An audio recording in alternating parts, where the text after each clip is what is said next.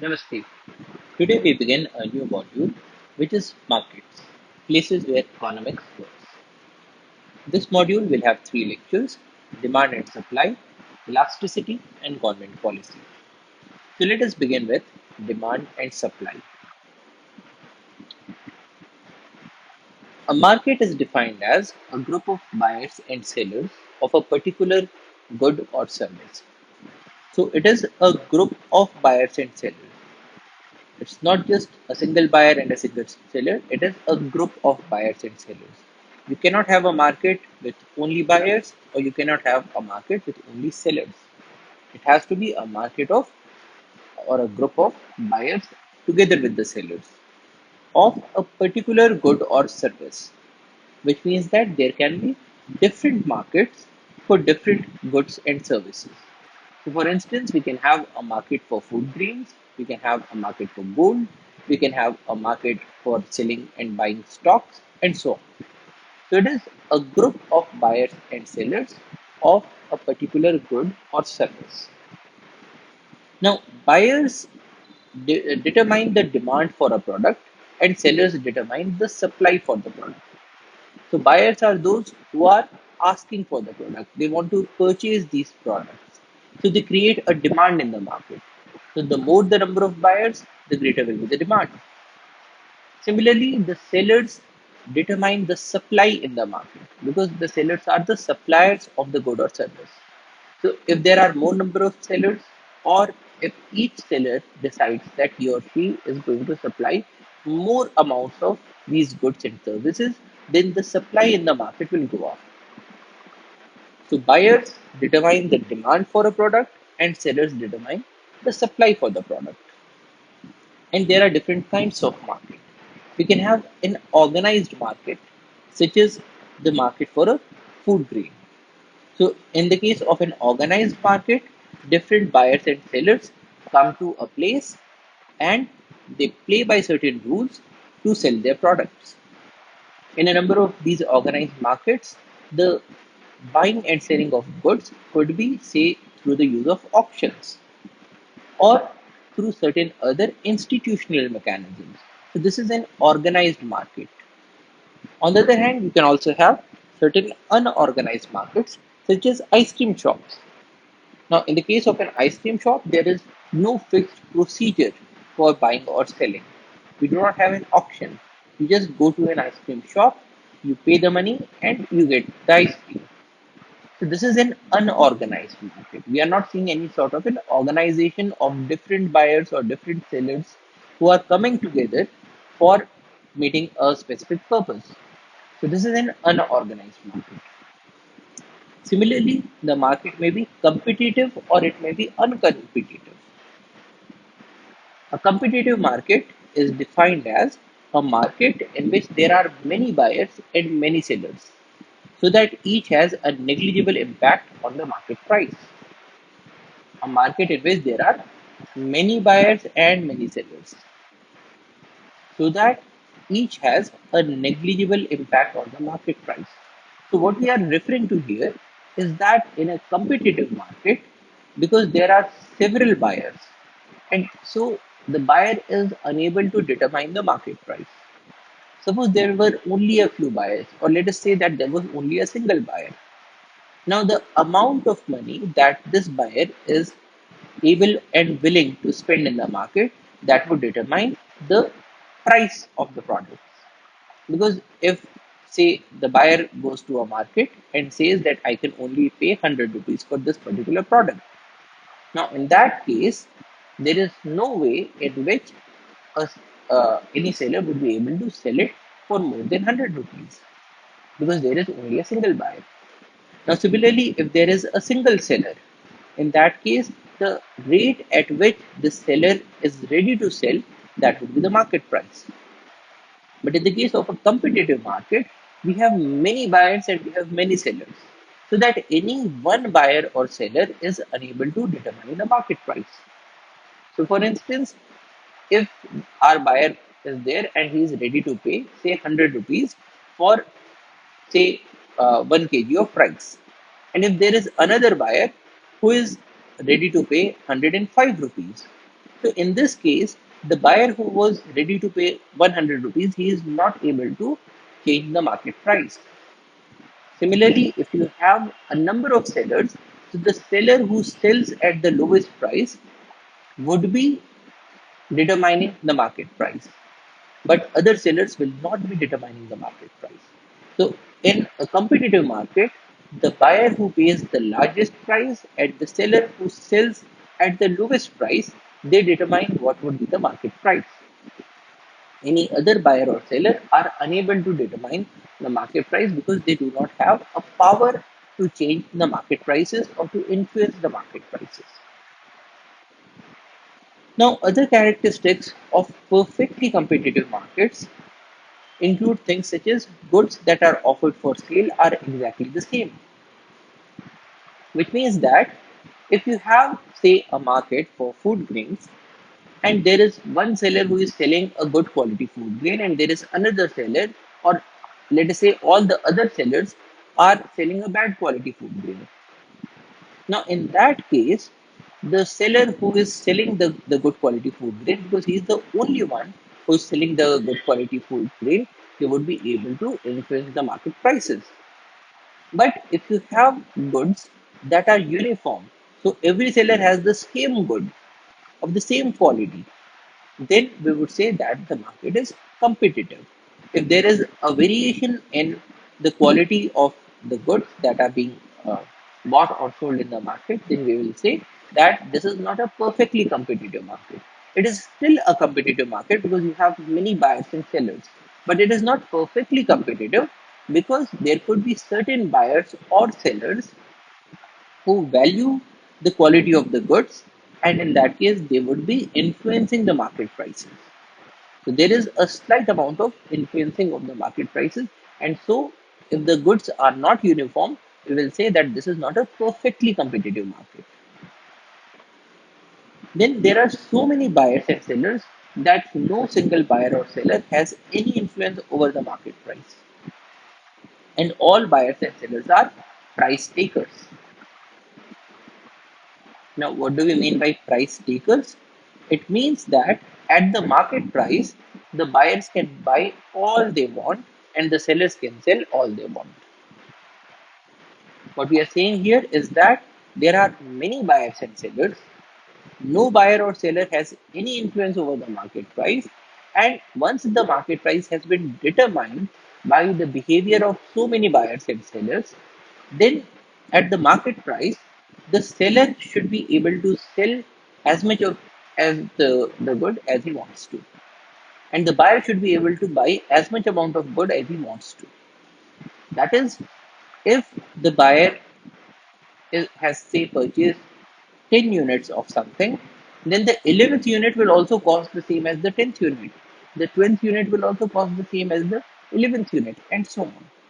So once the market price has been fixed because of the actions of buyers and sellers, then everybody is a price taker, the buyer as well as the seller. The buyer will or can get the good at the market price, and he can get as much amount of goods as he wants from the market because there are so many buyers and sellers. And similarly, the seller can sell as much amount of good as he wants to sell at the market price.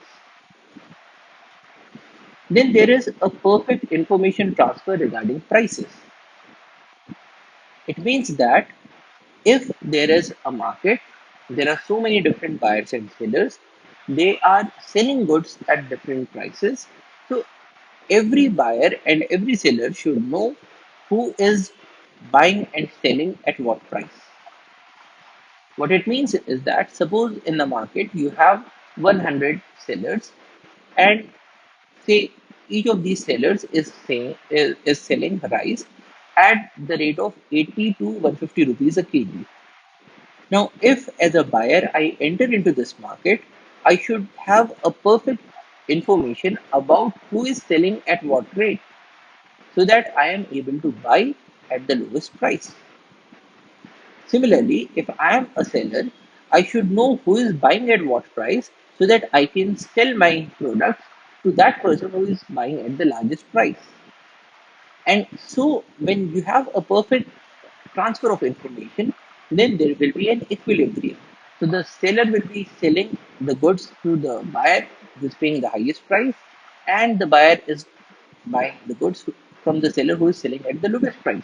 And this price, which is the highest that the buyer is willing to pay and the lowest that the seller is going to sell at, this will be the market price.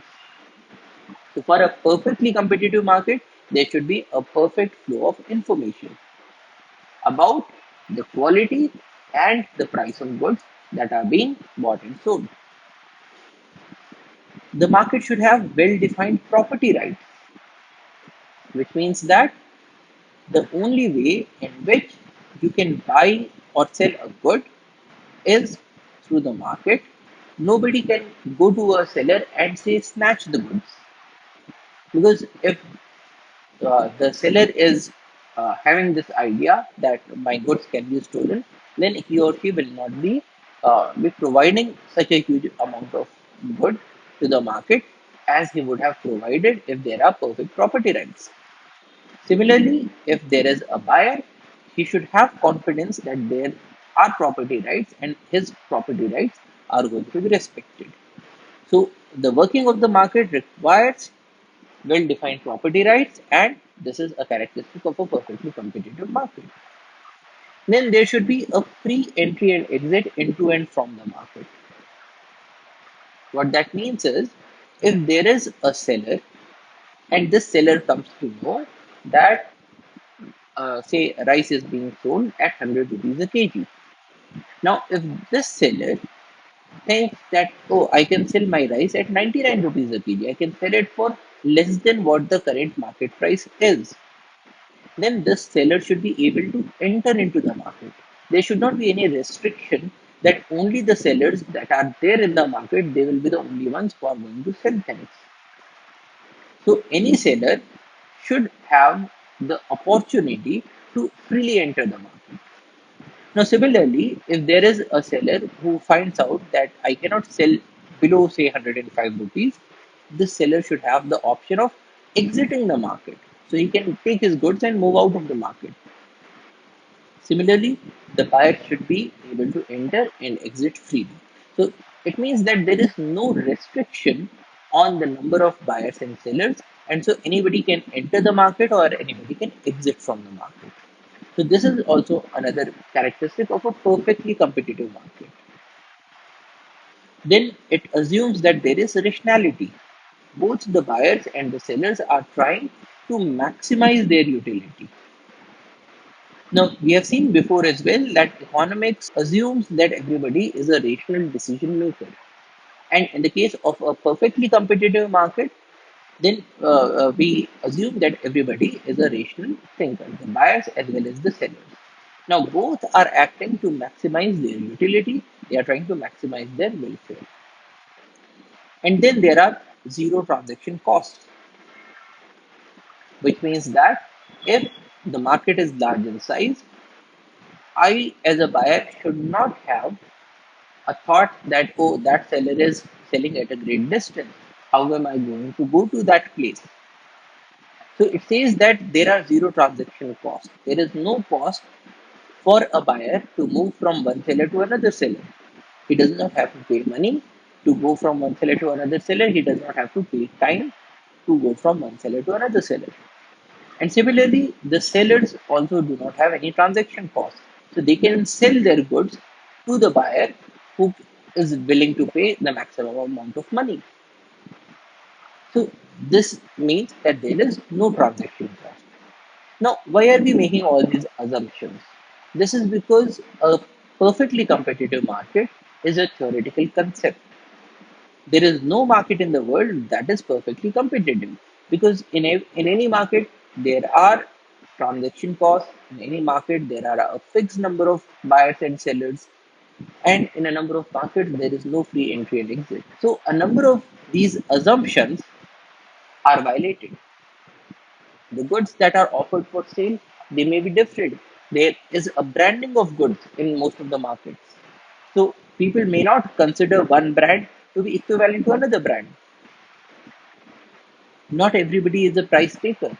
People try to negotiate, people try to haggle. people try to bargain. We do not have a perfect information transfer regarding pricing. So it is possible that once you have bought your good, you come to know that there is another seller who was, say, selling at a lower rate. There is no perfect information transfer in the real world markets. The property rights may or may not be well defined. Free entry and exit into and from the market is not there in a number of cases. And also, in a number of cases, people do not buy and sell rationally. A very good example is that some people may try to buy from people who belong to their own community, or who belong to their own race, or people who are talking in the same tongue. Similarly, a seller might try to differentiate between different buyers. So in these cases, the buyers and sellers are not making a rational decision. In a number of cases, people are so overwhelmed by advertisements that they may buy a good which may be an inferior quality good or at a higher price just because they have been exposed to an advertisement. Now, in a real world market, these assumptions do not hold completely. So, which is why we are making this theoretical concept of a perfectly competitive market. And we will use this model of a perfectly competitive market to analyze what is going to be the ideal situation. And from there, we can make a judgment about how good or bad is the real situation. So, we are talking about an ideal, perfectly competitive market. Now, in the market, there is a demand for products and there is a supply for products. So, we define quantity demanded as the amount of a good that buyers are willing and able to purchase. The quantity demanded is the amount of a good. How many units of the good are there that the buyers are willing to purchase and they are able to purchase? Now, they should be both willing and able. It's not willing or able. Because if there are certain buyers who want to buy a product but they do not have money, so in that case, their willingness does not count in the quantity that is demanded in the market. Similarly, there could be buyers who are able to purchase a good, but they are not willing to purchase the good, say at this price. So, in that case, we will not include them in the quantity that is demanded of the good. Then we define the law of demand. The law of demand is the claim that other things being equal, the quantity demanded of a good falls when the price of the good rises. It is the claim that other things being equal. So here again we are making an assumption that everything else being the same, we are only changing one thing, and that is the price of the good. Everything else remains the same. The quality of good remains the same. The social structure that is there in the society remains the same. The level of advertisement remains the same. The transaction cost remains the same. If everything else remains the same, then if you change the price of a good, what will happen to the quantity demanded? So here, what we are saying is that suppose in a market, mangoes are available for say 30 rupees a kg. If the price goes up, if the price is now 40 rupees a kg, will people still be demanding the same amount of mangoes or will the demand change? So the law of demand says that other things being equal, the quantity demanded of a good falls or will reduce when the price of good rises. So there is an inverse correlation. If the price increases, the quantity demanded falls. And demand curve is a graph of this relationship between the price of a good and the quantity that is demanded. So this is how a demand curve looks like. On the y-axis, we have the price of the good. On the x-axis, we have the quantity that is demanded of the good. And this green line shows us the demand curve. So it is telling us that as the price increases, so when the price increases, we are moving on the y-axis from bottom to upwards. So if we take, say, 2 points, we take this point and we take this point. Now, at this point,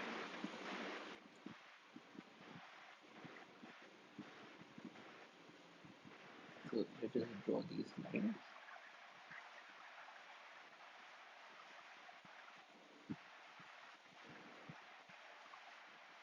So what the law of demand tells us is that as the price increases, so we are talking about these two prices.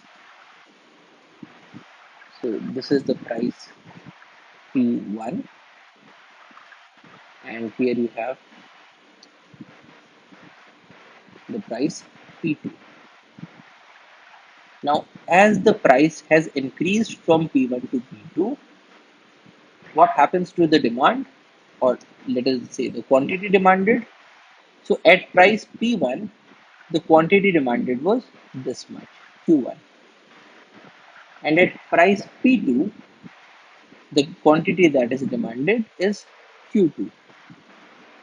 Now, the law of demand says that as the price increases from P1 to P2, the quantity demanded reduces from Q1 to Q2. So there is an inverse correlation. This graph goes from top left to bottom right. So this is the law of demand. Other things being equal, the quantity demanded of a good falls when the price of good rises. This is the demand, the law of demand. And we can also make out a demand schedule. A demand schedule is a table that shows the relationship between the price of a good and the quantity demanded. So we are not making a graph, we are making a table. Then we'll say that it is a demand schedule. So this is an example of a demand schedule. We are talking about the price of a cake and the number of cakes that are demanded by an individual. Now, suppose there is a market for cakes. You go to this market and you decide that the value that a cake is going to provide to you is equal to 80 rupees, which means that the value of the cake in your eyes is 80 rupees. So, will you be paying anything more than 80 rupees? The answer is no, because you are doing a rational thinking. But if the same cake is available to you for, say, 30 rupees, in that case, you will not just take one cake, probably you will have more than a cake because you are trying to maximize your utility. So, in this case, the buyer will think that the value of the cake is 80 rupees, the price of the cake is 30 rupees, so let me have more and more of this cake. But then the demand or the quantity that is demanded will not be infinite. Why? Because every buyer has limited funds, and the money that the buyer has could be used to purchase, say, this cake, or it could be used to purchase something else as well. Now, because of that, the quantity that is demanded will not be infinite. If the value is of the cake is greater than the price, there will be a particular limit. But here as well, the cheaper that you can get the cake that has a higher value in your eyes, the more and more quantity you will be deriving or you will be willing to purchase. So this is the demand schedule of an individual. And when we plot this demand schedule, we get a demand curve. So this demand curve is telling us here again, you have the price of the cake and the quantity that is demanded, and you see an inverse correlation. If the price is less, the quantity demanded is more. If the price is more, the quantity demanded is less. Now, in the market, and especially in the competitive market, there is not just one buyer, there are several buyers. And the market demand schedule is the sum of the individual demand schedules. So, if we say that the price of the cake is here in this column, and the number of cakes that are demanded by two individuals, individual A and B, are given like this. So at a price of 0 rupees, the individual A is demanding 16 cakes, individual B is demanding 6 cakes. So the market demand will be the sum of both of these, which is 22 cakes. When the price increases to 10 rupees, for A, the quantity demanded reduces from 16 to 14. For B, it reduces from 6 to 5. And the total quantity demanded is now 14 plus 5 is 19. If the price increases further to 20 rupees, the quantity demanded reduces further. And here the market demand is 12 plus 4 is 16. And so we can uh, figure out the quantity that is demanded in the market by adding up the quantity demanded by different buyers that are there in the market. That is to say, if this is the price and this is the number of cakes that are demanded, if this is the curve for A, this is the curve for B, then this is the market demand curve by adding A and B. Now, when we talk about the demand curve, there can be shifts in the demand curve. And we say that when the curve shifts to the right, then there is an increase in the demand. And when the curve shifts to the left, there is a decrease in demand. Now, what does that mean? If the demand has increased, it would mean that at any price, let us say at price P,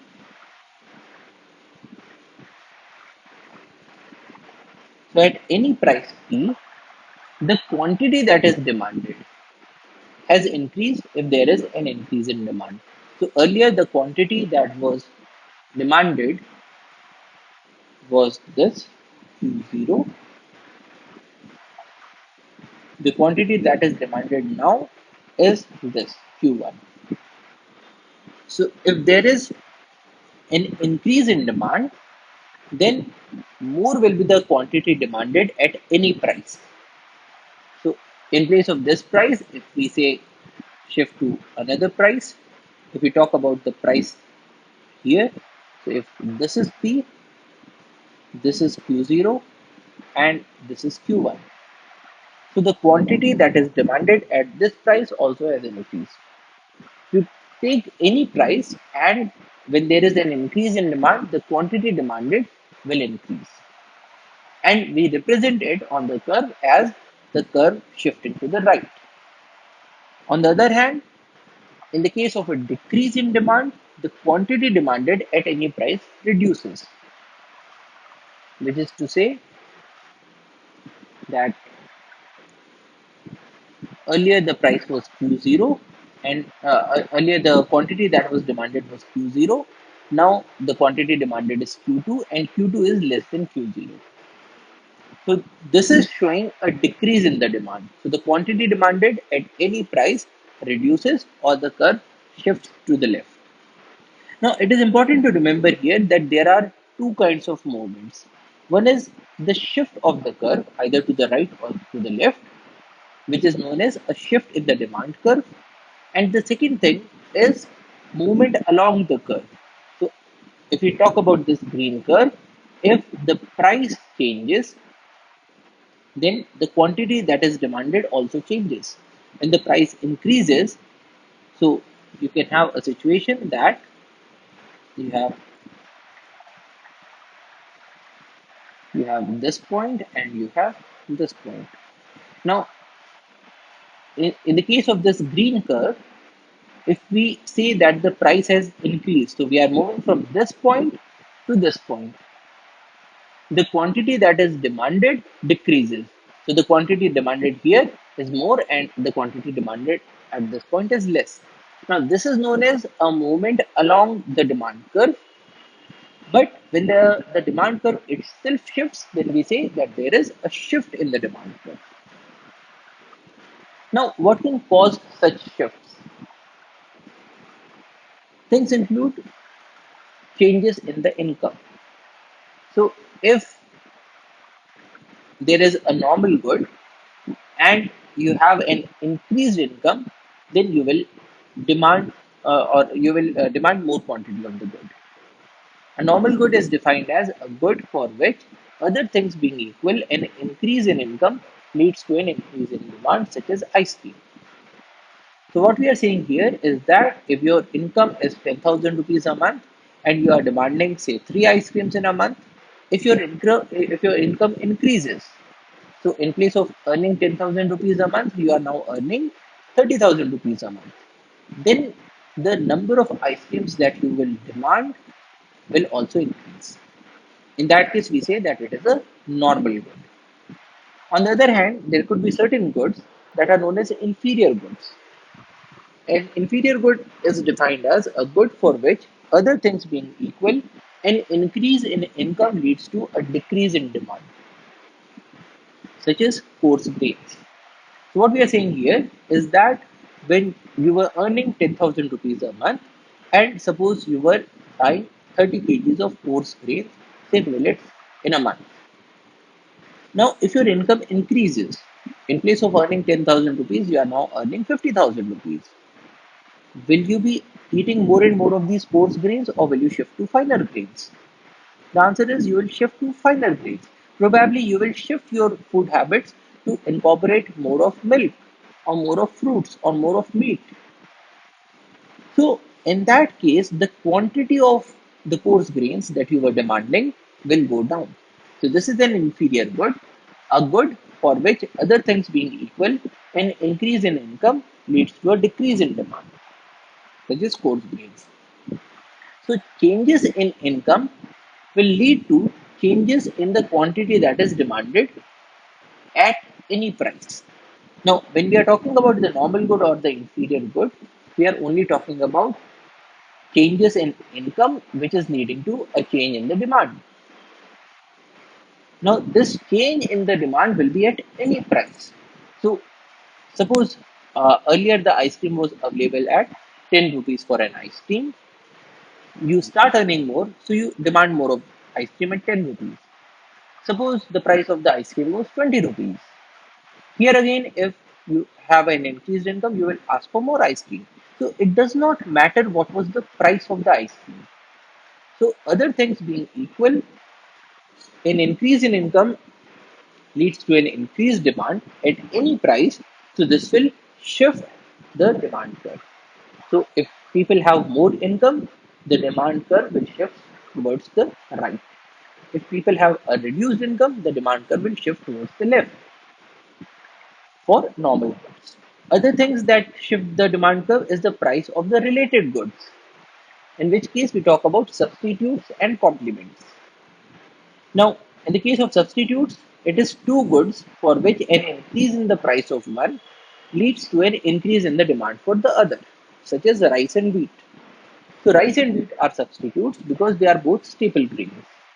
Now, if there is a family that eats rice as well as wheat, and if there is an increase in the price of rice, so rice increases from say 80 rupees a kg to 120 rupees a kg, and there is no change in the price of wheat. So, what would most people do? Most people would try to reduce their rice consumption and would try to increase their wheat consumption, because for the same amount of money, for the same income, you have to make good with the amount of grains that your family needs. So, if the price of rice has increased, you will eat more wheat. If the price of uh, rice decreases, in that case, probably you will eat less wheat and eat more of rice. So, the price of related goods may change the demand or the quantity that is demanded. That is, there is no change in the price of wheat, but because the price of rice is changing, so that will lead to a shift in the demand curve. Other goods are things that are known as complements. In the case of complements, it is two goods for which an increase in the price of one leads to a decrease in the demand for other, such as coffee powder and sugar. So, if there is an increase in the price of coffee powder, now coffee powder and sugar are used together when you make coffee. So, if there is an an increase in the price of coffee powder. So in that case, your coffee becomes more expensive, and you will try to reduce the amount of coffee that you are drinking and probably shift to something else, such as tea or such as cola. Now, in this case, the price of coffee powder has increased, and so you have shifted to, say, drinking cold drinks. Now, in the earlier case, you were having more amount of coffee, and for that you were demanding more amount of sugar. Now that you are drinking less coffee, you will demand less quantity of sugar. So an increase in the price of coffee is leading to a decrease in the demand for sugar, because coffee powder and sugar are complements. So a change in the price of related goods will lead to a shift in the demand curve. Then taste, such as an increased demand for ice cream with the onset of summer. Because with the onset of summer, more and more people want to have ice creams. So nothing else is changing, but the demand for ice cream will increase in the summer season. So the curve will shift towards the right. Other things include expectations. If taxes on petrol are to rise from the next month, the demand in this month will increase, because people expect that the next month, because of increased taxes, we will have to pay more for petrol. So why not fill our tanks to the brim? So the demand in this month, in the current month, will increase if people are expecting the prices to go up. Similarly, if you expect that the price of any product is going to increase in the future, you will try to uh, have or hold more and more of that product. If the price is going to reduce in future, then probably you will cut down on the amount of that good that you are buying now. So, for instance, when the price of real estate is going down, less and less people want to buy a home, because they think that if we do not buy the home now, if we wait for a few more months, we will be able to get this home at a cheaper rate, at a lower price. So expectations can also lead to changes in the demand curve, and also the number of buyers. So more the number of buyers in a market, more is the demand. And this especially holds true when there is an economy that is opening up. So earlier in our country, when our market was not an open market, then only the buyers in India were able to purchase the goods that were being produced. But these days, our goods have a market everywhere. They have a demand everywhere. So even a person in the United States might want to purchase something that was manufactured in India. So because the number of buyers have gone up, that will lead to a shift in the demand curve, because more and more quantity is being demanded, because there are more and more number of buyers at any price. So these are shifts in the demand curve. Now similarly, we can talk about supply. The quantity supplied is the amount of a good that sellers are willing and able to sell.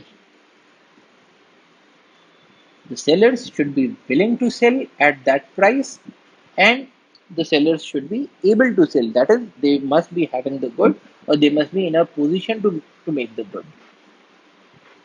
Law of supply is the claim that, other things being equal, the quantity supplied of a good rises when the price of the good rises. Now, suppose there is a seller of mangoes.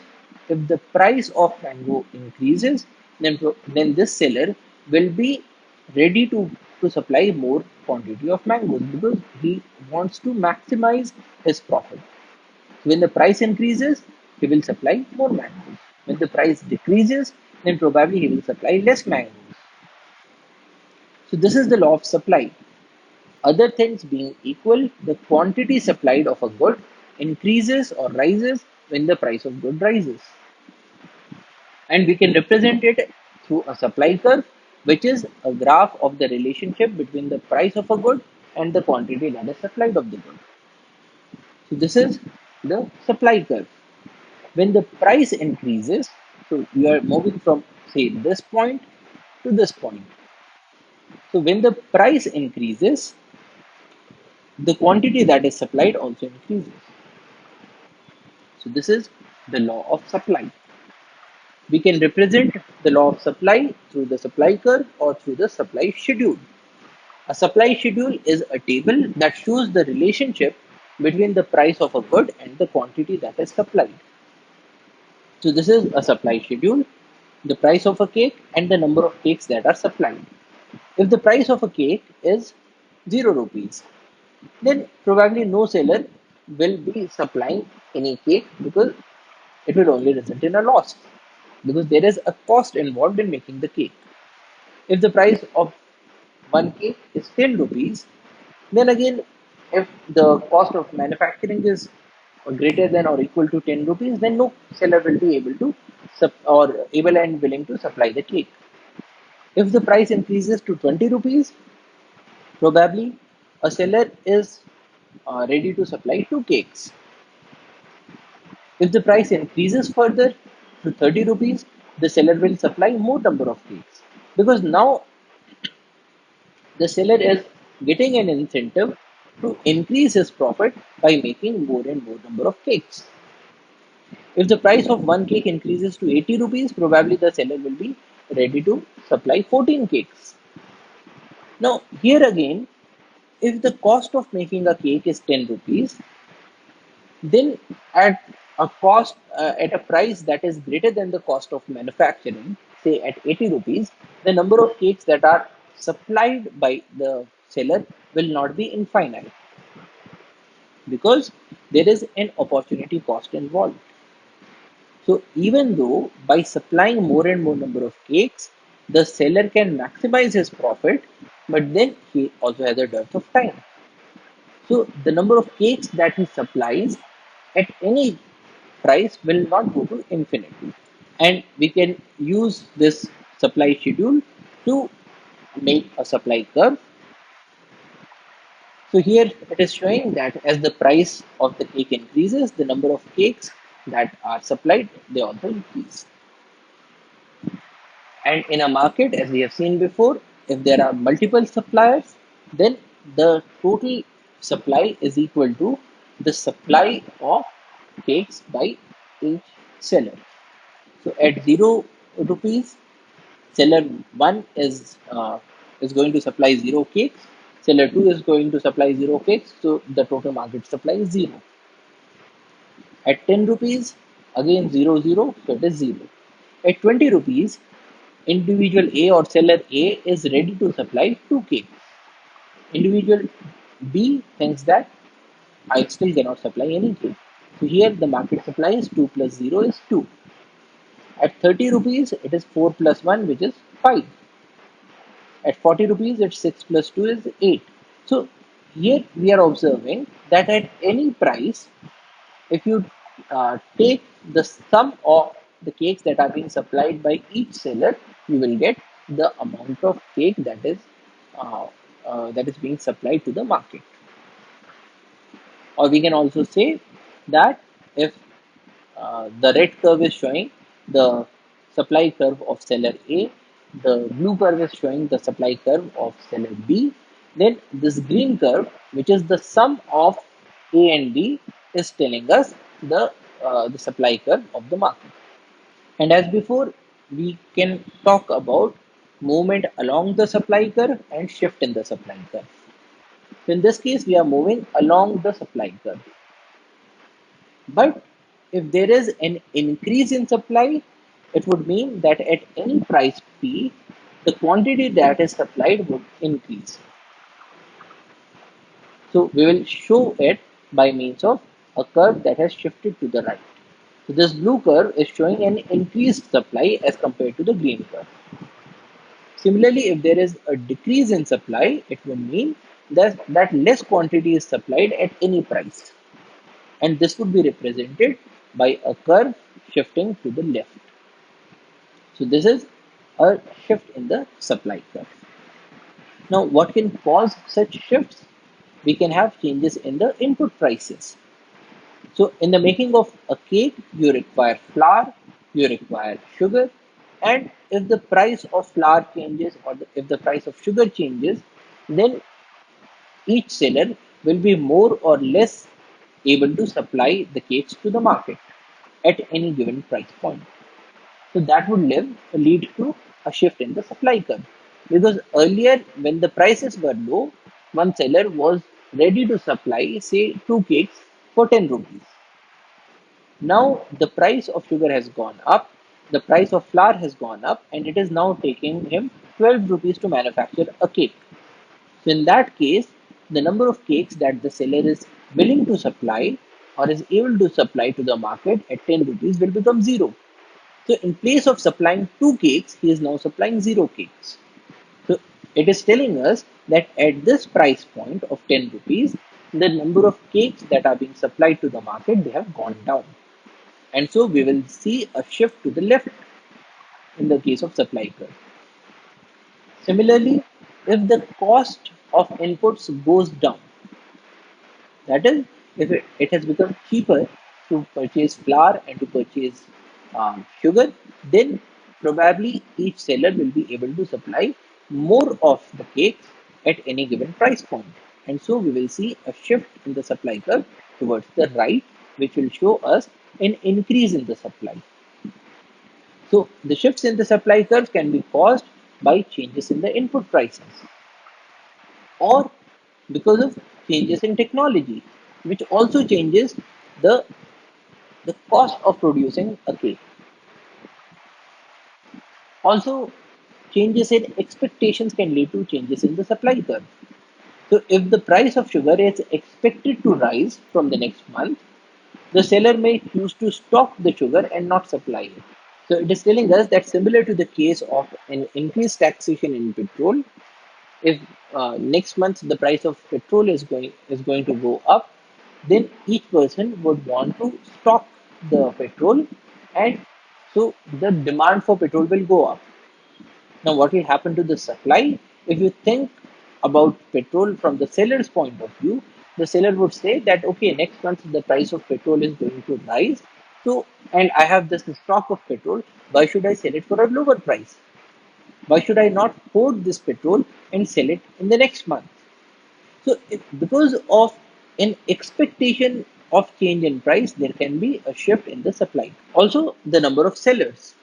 So, if more number of sellers are available in a market, so the supply curve will shift towards the right because now more and more quantity of goods will be available to be sold in the market because there are more number of sellers. So these are the reasons for shifts in the supply curve. Now, in a market, these demand and supply curves will meet at a point. They will intersect each other. So if we show that this is the demand curve, this is the supply curve, there will be certain point at which both of these curves will intersect each other. And when that happens, we will say that there is an equilibrium. Equilibrium is the situation in which the market price has reached the level at which the quantity supplied equals the quantity demanded. It is the situation at which the market price has reached the level, which means that at this price, the quantity that is supplied and the quantity that is demanded is one and the same. If we look at any other price, if we say look at this price, so at this price, the quantity that is demanded is this much, and the quantity that is supplied is this much. So there is a difference between the quantity that is demanded and the quantity that is supplied. If the price goes down, so in that case, the quantity that is demanded will increase. Because remember, when the prices go down, the quantity that is demanded goes up. Whereas, because the price has gone down, the quantity that is supplied will also go down because of the law of supply. So now you have a less of a difference between the quantity that is demanded and the quantity that is supplied, but still there is a difference. But when the price goes down and reaches this point, so here the quantity that is demanded is this, and the quantity that is supplied is also this. So now this is showing us an equilibrium. So an equilibrium is the state where the price is such that the quantity that is demanded is equal to the quantity that is supplied. If the price goes down even further, so if the price is less, the quantity that is demanded will increase and the quantity that is supplied will decrease. So here again we will see that there is a disequilibrium. There is a difference between the quantity that is demanded, which is the point where this curve of price intersects with the demand curve, this point. So this is the quantity that is demanded and this is the quantity that is supplied, the point where this price curve intersects with the supply curve. So there is a difference between the quantity that is demanded and the quantity that is supplied. But at this price point, the quantity that is demanded is the point where this line, the price line, intersects the demand curve, which is this point. And the quantity that is supplied is the point where the price curve intersects with the supply curve, which is also here because the demand and supply curves are intersecting each other. So this is known as the equilibrium, a situation in which the market price has reached the level at which the quantity that is supplied is equal to the quantity that is demanded. Now, at this price, we will say that it is the equilibrium price, the price that balances the quantity supplied and the quantity demanded. And the quantity that is demanded or supplied at this price point will be known as the equilibrium quantity. So equilibrium quantity is the quantity supplied and the quantity demanded at the equilibrium price, and both of these are equal to the same. And this brings us to the law of supply and demand. The claim that the price of any good adjusts to bring the quantity supplied and the quantity demanded for that good into balance. So what is the law of supply and demand? It is the claim that the price of any good adjusts. So when we say that it is adjusting, we mean that this price goes up and down, but then it ultimately reaches to this point. So it adjusts to bring the quantity supplied and the quantity demanded for that good into balance. And at that price, known as the equilibrium price, the quantity demanded is equal to the quantity supplied is equal to the equilibrium quantity. Now, how do markets respond to changes in the demand and supply? So, if there is an increase in demand, what happens? Now, what we are saying here is that in place of, say, a market with just 100 buyers, now we have 1,000 buyers in the market. And because the number of buyers has gone up, so the quantity that is demanded has also increased at any particular price point. So this can be represented by a shift in the demand curve. Now the supply remains the same, but the demand has changed. So the demand curve has shifted to the right, which is what we can represent like this. So earlier, the green line, this one is showing us the demand curve. This is the supply curve. Now, because of an increase in demand, there is a shift in the demand curve. So the demand curve from here, it shifts to this red line. An increase in demand is shown by the demand curve shifting to the right. Now, what happens? Earlier, the demand and the supply curve were intersecting at this point. Now, the demand and the supply curve are intersecting at this point. So, this is the earlier equilibrium and this is the new equilibrium because of the change in demand. So, what happens to the price and what happens to the quantity that is supplied? Earlier, the price was this much. So, this is the earlier equilibrium price. Now, because of a shift in the demand curve, the new equilibrium price is this much. So, the price has gone up, which is expected because now more and more people are demanding the same good. So, more is the demand, more is the price. Also, earlier the quantity that was supplied was this much. Now, the quantity that is demanded and supplied is this much. So, there is an increase in the quantity that is demanded or supplied.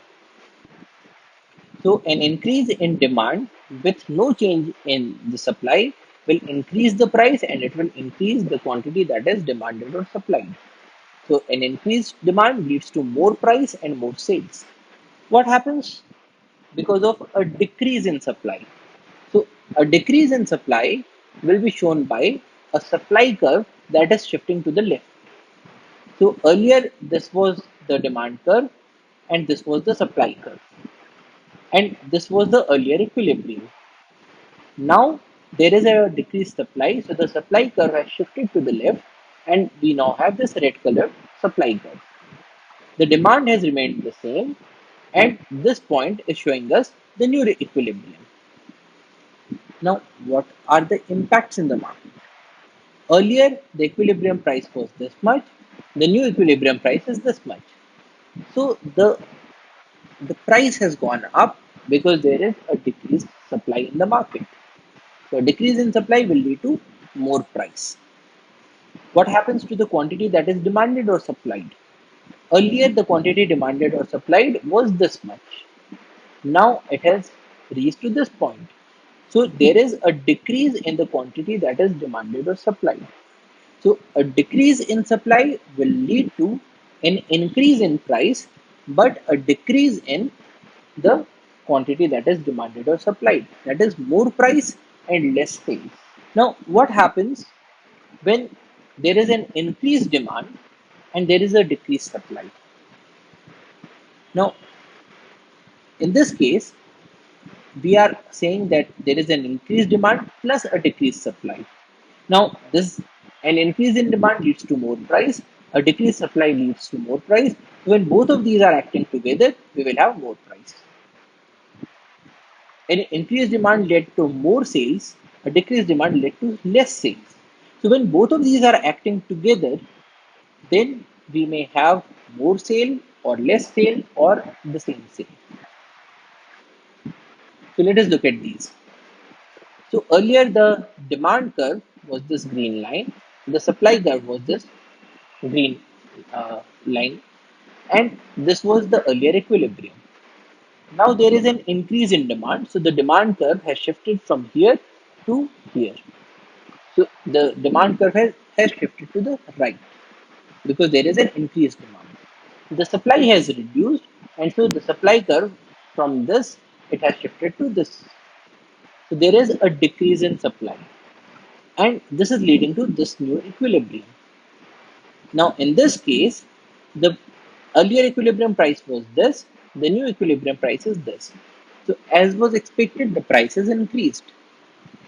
And in this case, the earlier equilibrium quantity demanded or supplied was this, the new quantity is this. So, there is an increase in the quantity that is demanded or supplied. But it is also possible that when you have an increase in demand, so in this scenario, we are saying that the green curve, this green demand curve, it has shifted to the right. The green supply curve has shifted to the left.